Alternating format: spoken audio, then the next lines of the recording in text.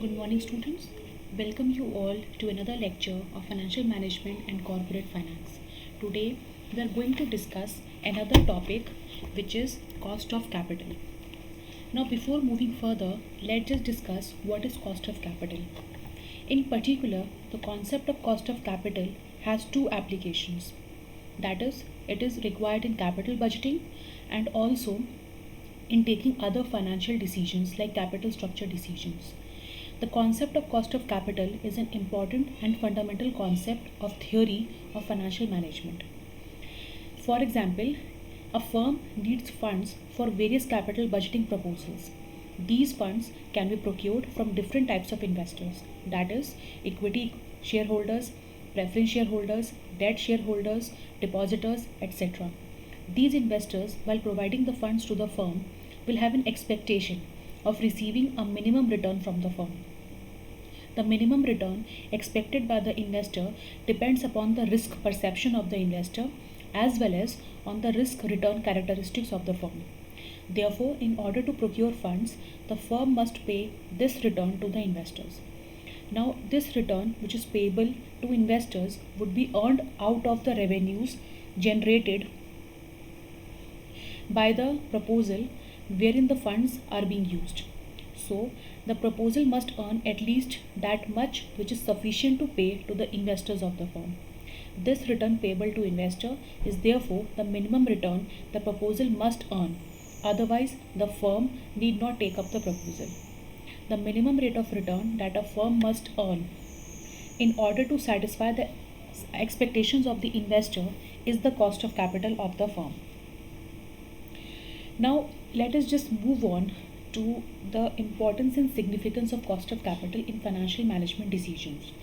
The importance and significance of the concept of cost of capital can be stated in terms of contribution it makes towards the achievements of the objectives of maximization of the wealth of the shareholders. If a firm's actual rate of return exceeds its cost of capital, and if this return is earned without the course increasing the risk characteristic of the firm, then the wealth maximization goal can be achieved. Now, the reason of this is very obvious.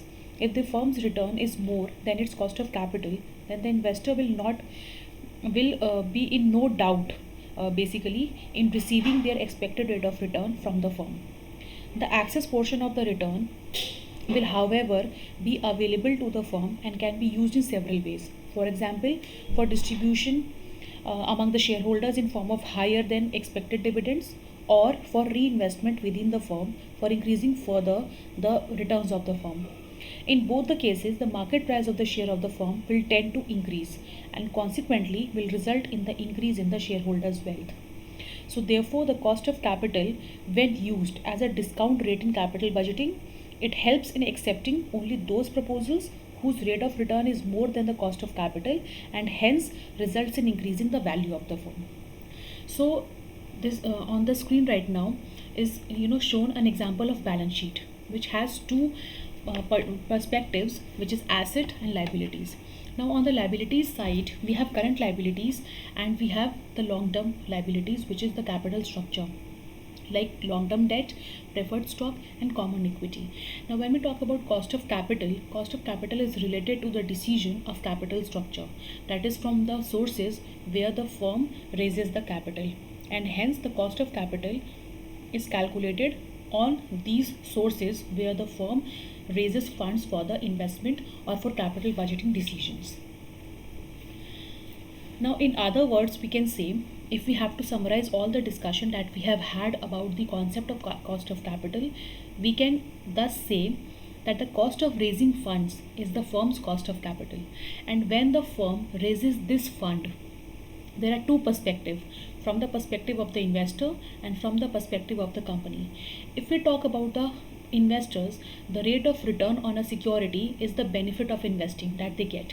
That is, whenever they are putting their money in a company, the rate of return which they get is actually the dividend or the interest which they receive on their investments, either in the cases of debt or in the cases of shares.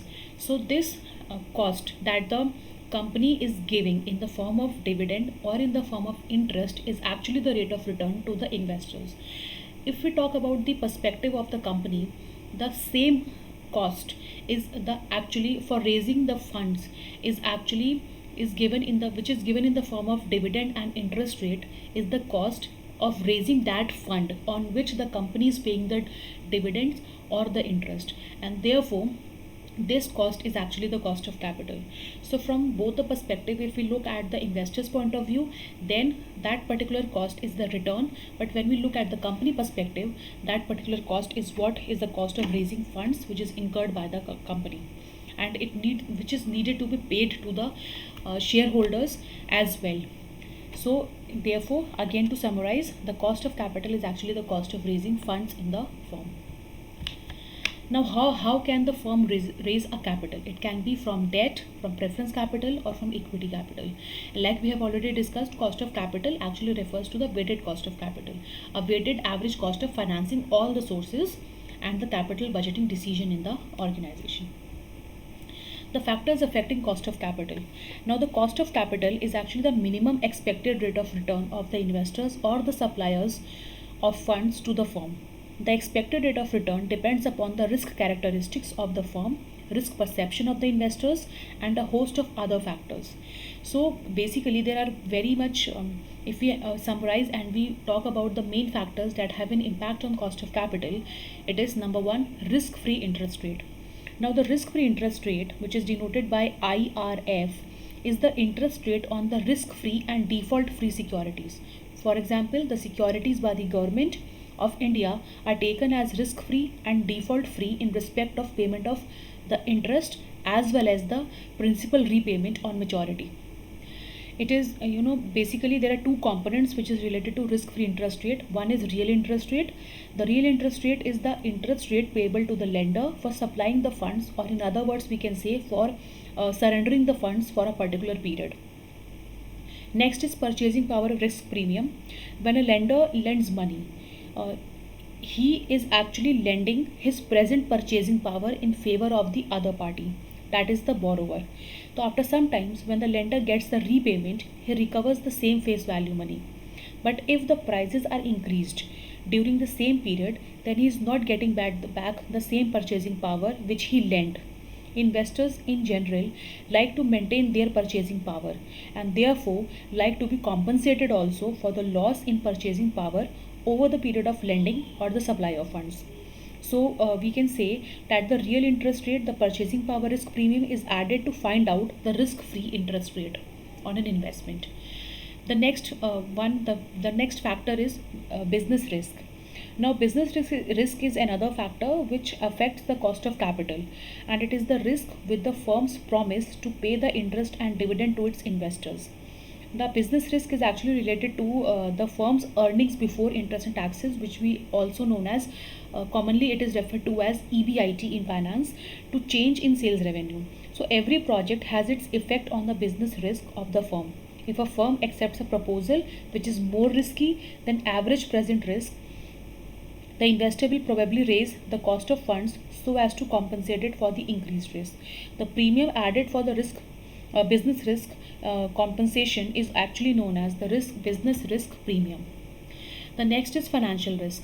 The financial risk is another type of risk which can have an impact on the cost of capital. The particular composition and mixing of different sources of finance, which is known as the financial plan or the capital structure, can affect the return available to the investors. The financial risk is often defined as the likelihood that the firm would not be able to meet its fixed financial charges. It is related to the response of the firm's earning per share to a variation in EBIT. So this is what is a financial risk in perspective of the company.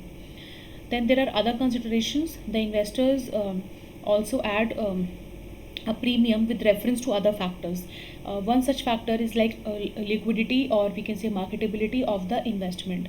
Higher the liquidity available with an investment, lower would be the premium demanded by the investor. Similarly, if the investment is not easily marketable, then the investors may add a premium for this also and consequently demand a higher rate of return. So in order to summarize, and with the viewpoint of all the above factors, the cost of capital may be defined as K is equal to IRF plus B plus F, where K is cost of capital of different sources, IRF is the risk-free interest rate, B is business risk premium, and F is the financial risk premium. Moving on, weighted average cost of capital. In order to calculate the weighted average cost of capital, we first have to calculate the cost of capital from different sources individually. That is cost of debt, cost of preference capital, and cost of equity capital. Now there are also types of cost of capital, like for example, number one is specific cost of capital and weighted average cost of capital. So at a particular point of the time, the firm may have raised funds from various sources, that is short term as well as long term. So conceptually, when we talk about the cost of capital, it is a measure which represents the combined cost of capital being used by the firm for raising capital. However, when we talk about the short-term sources are not included in the cost of capital because it is temporary in nature and it is subject to repayment in the short run. But when we talk about the cost of capital, it is calculated as the combined cost of long-term sources of funds, whichever the company has used for raising capital. Moreover, all these long-term sources have their own specific cost. The combined cost of capital depends upon these specific costs, and it is known as the overall cost of capital of the firm, while the specific costs are known as specific cost of capital of a particular source. The long-term sources can be long-term debt and loans, preference share capital, equity share capital, retained earnings, etc. Next category is explicit cost of capital and implicit cost of capital. The cost of capital of a firm can be divided and classified into explicit cost and implicit cost as well. The explicit cost of capital of a particular source may be defined in terms of the interest or the dividend that the firm has to pay to the lenders. There is an explicit flow of return payable by the firm to the lenders. For the fixed rate, for example, if we talk about the firm has to pay interest on capital and dividend on the preference share capital, and also some expected dividend to equity shares. So these payment refers to explicit cost of capital. Whereas there is one source of funds which does not involve any payment or flow, and that is known as retained earnings of the firm. So these profits gradually result in substantial sources of funds to the firm. If these funds, profits, which is the retained earnings, have been distributed, in the cases if it has been distributed to equity shareholders, they could have invested these funds elsewhere and would have earned some return. So this return, which is foregone by the investors when the profits are retained back by the company, then this type of cost is known as implicit cost of capital. So thus implicit cost of retained earnings is the return which could have been earned by the investor had the profit been distributed to them. And the next is marginal cost of capital. Marginal cost of capital is the cost of capital of additional capital rather that the company has raised. So in practicality, what happens, the investment proposal sometimes require funds to be raised from new internal or external sources, and thus increasing the total funds also. So when this happens, the cost of capital of the additional fund is known as marginal cost of capital. If the additional financing uses more than one source, say a combination of debt and preference share capital, then the weighted average cost of capital of the new financing is called the weighted marginal cost of financing. So basically, marginal cost of capital, as we have discussed, it is the cost of raising extra rupee of capital in the firm. Now let's just talk about the calculation of cost of debt, preference share and equity share as a part of cost of capital. So cost of debt is calculated in terms of two perspectives: irredeemable debt and redeemable debt. So irredeemable debt is also known as perpetual debt, and in this case the formula becomes cost of irredeemable debt, which is KD represented by KT, is equal to I upon NP, where I is annual interest rate and NP is the net proceed. And this is in terms of before taxation scenario, and after tax scenario the formula becomes I upon NP multiplied by 1 minus T. where 1 minus t is the tax rate. So, and in order to further elaborate at how NP is calculated, NP is equal to FP plus premium minus discount minus the flotation cost, and FE is the face value of the security. So by using this formula, we can simplify and we can calculate the value of net proceed of the security. Let's just take one example to further simplify the discussion that we have had for the calculation of cost of debt. A company issued 12% debenture at par for rupees 2 lakh. Compute the after tax debenture assuming tax rate at 30%. So as we know, the formula is I upon NP multiplied by 1 minus T. By putting the formula directly, we can just calculate the cost of capital in this case.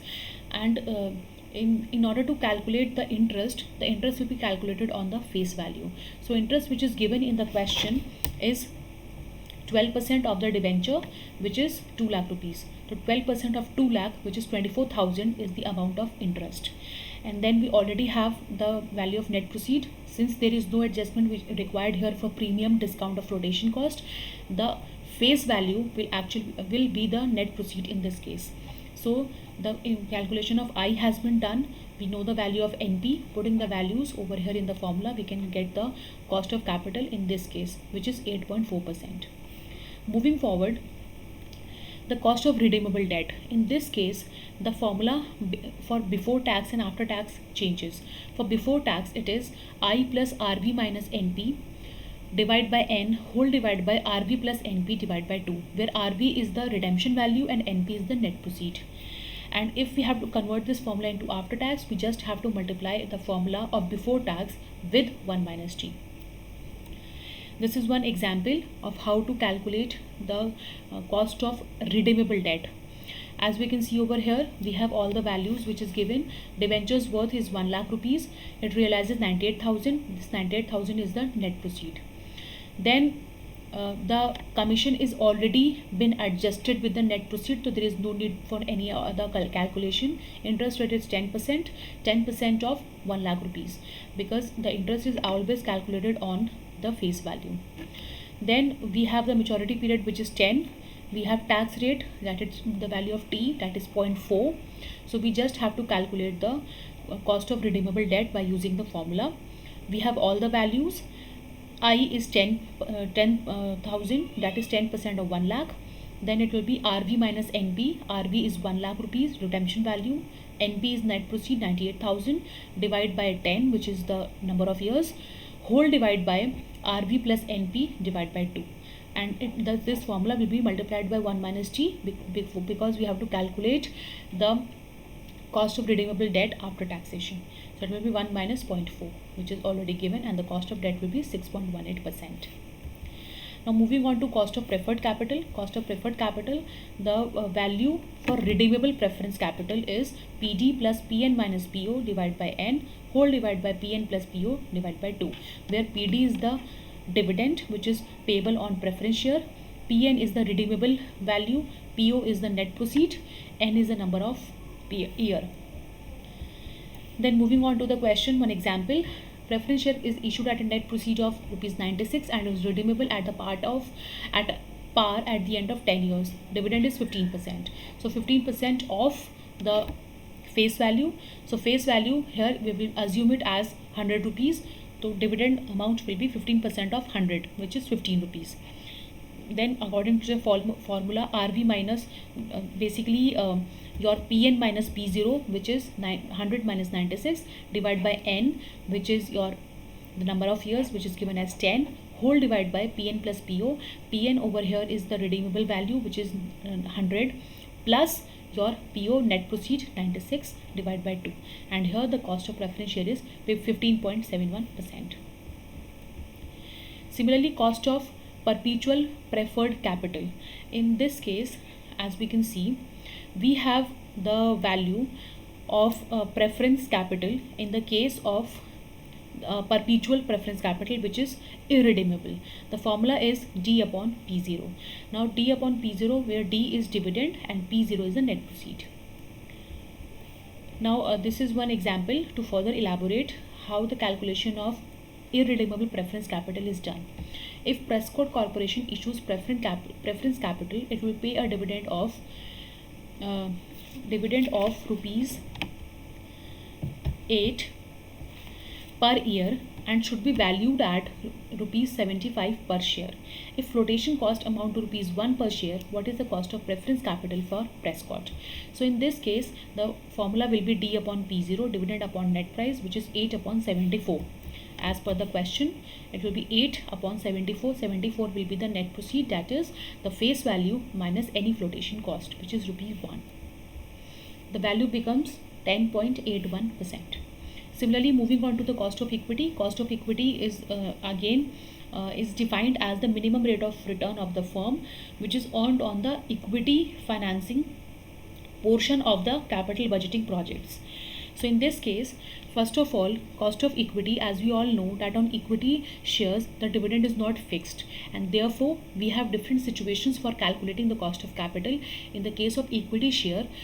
Like for example, on the basis of certain situations. The situation number 1 is zero growth dividend. Here it is assumed that the dividend does not grow at all for the firm, and in that case the formula will become KE is equal to D1 upon P0, where D is dividend and P is the price.